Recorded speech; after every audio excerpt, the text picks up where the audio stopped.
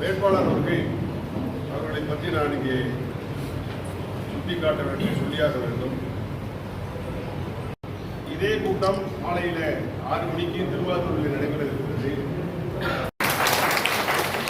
கண்டிப்பாக வெற்றியாக.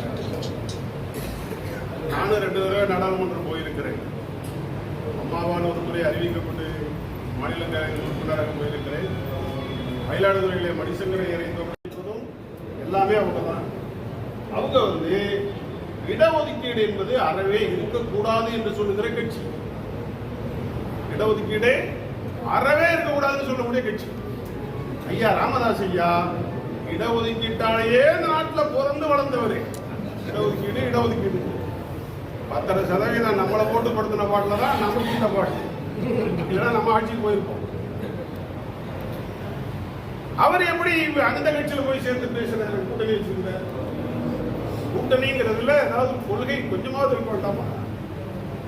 இடஒதுக்கீடே உதவாதுன்னு சொல்ற கட்சி RSS. ஜாதிவாரி கணக்கெடுப்பே கூடாதுன்னு பேசுற கட்சி RSS. அங்க போய் பாட்டாளி மக்கள் கட்சி இடஒதுக்கீட்டுக்காக இடஒதுக்கீடு ஒன்றே கொள்கை என்று சொல்லுகிற பாட்டாளி மக்கள் கட்சி போய் கூட்டணி சேர்ந்திருக்க. என்ன கூட்டணி? எதுக்காக கூட்டணி? எத்தனை சீட்டுக்காக கூட்டணி? சரி, சீட்டா வச்சுக்குவோம். 10 தொகுதி நிக்கிறீங்கள, 10 தொகுதி நிக்கிறீங்கள,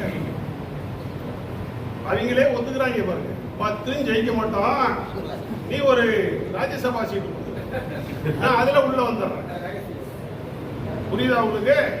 10 சீட்டு வாங்கினாலும் ஜெயிக்க மாட்டேன், அதனால ஒரு ராஜ்யசபா சீட்டு உண்டு, நான் அது வழியா உள்ள வந்துடுறேன்னு போறேன்.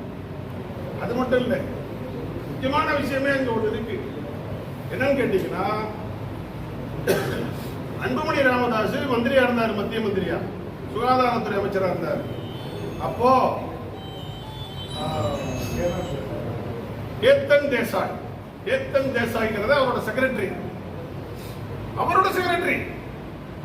அவர் வீட்டு கட்டில 1500 கிலோ தங்கம், 2000 கோடி பணம் அவர் வீட்டு கட்டில இருக்கு.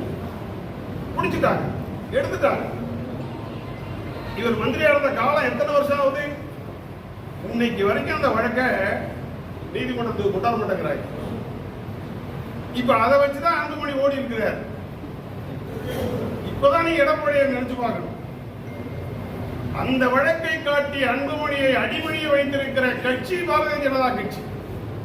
நீ என்ன வேணாலும் மணியை டோன்ட் கேர் மாஸ்டரா இருக்க